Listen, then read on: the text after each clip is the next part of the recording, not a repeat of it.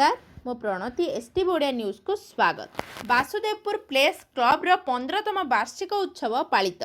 Vasudevpur press club तार 15तम वार्षिक उत्सव बेस धूमधाम रे पालन करिछि। वार्षिक उत्सव अवसर में सकाळ समय प्रथम पर्यायर सफाई कार्यक्रम, गण दौड़, पताका उत्तोलन, डाक्तरखाना रोगी को फल बंटन, गरीब लोक मानक कंबल बंटन कार्यक्रम अनुष्ठित होइतिला। द्वितीय पर्यायर उद्यापनी सभा अनुष्ठित होइतिला।